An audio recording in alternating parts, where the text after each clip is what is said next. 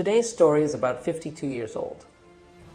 There was a doctor who stayed in Santa Cruz, a place in Spain. His name was Dr. Walter Trankler. Dr. Walter Trankler was quite popular in his area. On the afternoon of 22nd December 1970, Dr. Trankler's home's doorbell rang. At that time, there were only two people in the house. The doctor and a maid named Sabine, who had been working there for the last 15 years.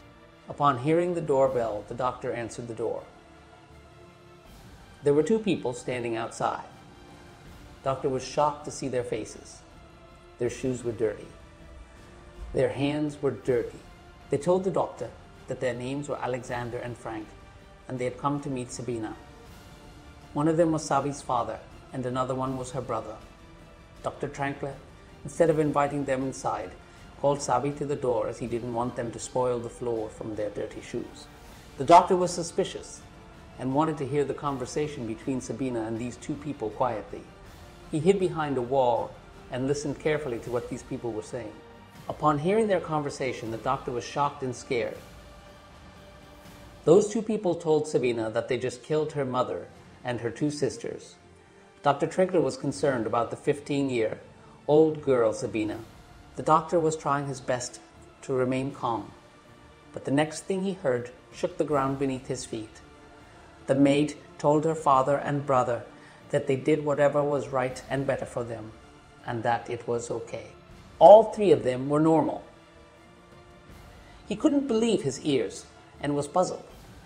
He was scared that there were two killers standing in front of his house. He was afraid that they might kill him too. He closed the door and locked himself in his bedroom. He called the police and told them everything. The police team reached the doctor's house. Both the father and the brother were still present at the house. The police were amazed that even after seeing the police, they did not run away. The police confronted those two people. To their amazement, Alexander accepted the crime. The police went to Alexander's house. They searched the house and found something bone-chilling. They found one body in the bathroom and two bodies in the living room. The entire house was covered in blood. The bodies were collected and sent to the hospital. Police arrested both the culprits. Sabine also insisted that she must be arrested as she cannot stay away from her father and brother. They were taken to the hospital. It was found that their mental condition was not good. They were sent to a mental asylum. Meanwhile, Sabine was sent to a hostel for women and children. Now the question is, why did all this happen? The explanation for this is that there was a group of people who formed their own religious organization in the 18th century. It was named the Lorber Society. There were about 100 people in the group. They believed that only these 100 people who were a part of this cult were good people.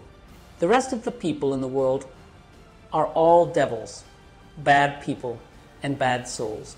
They believed themselves to be the owners of heaven. Alexander was one of the members of this group and later also became the head of this group. These people lived in Germany. Alexander named his second son Frank. When Frank was born, Alexander announced that his son will be the chief after him and that he will be the one to take them to salvation. Frank was being treated as God among this group. All his demands were being fulfilled. Even his illegal desires were being fulfilled without problem. Frank turned 15 years old. At this age, he was able to do many things that were permissible and illegal. Now he wanted to make a relationship with some girls. But the problem was that he couldn't make it in the community because he was a god, and there was no one else there. One day he mentioned this to his father Alexander. Alexander told him that he can do whatever he pleases as he is a god. At that time, 3 women were present in the house, his mother and 2 sisters. In the name of God, Alexander made Frank have a physical relation with his mother and sisters. The news of such a heinous act reached the neighbors, and Alexander, along with his followers, was forced to leave Germany. They moved to Spain. On the afternoon of 21st December 1970, Frank saw his mother lying down on a bed. He didn't like the way his mother lay down. He told his father Alexander that women have some evil sins in them, so they have to be killed in order to attain salvation and go to heaven. and that the killing needs to be done on that very day. Some rituals were performed. The women of the house knew that one day there will be the hour of killing in their life, the day God will want, that is, Frank will want, and he announced it. They did not oppose it. After the rituals, the mother was killed by smashing her head with a metal hanger. While Frank was killing her mother, his father was playing the piano. After this, it was the turn of his sisters. They were also killed in the same manner. After doing all this, both father and son left the house at night. There was another house nearby. They went there to sleep as if nothing had happened.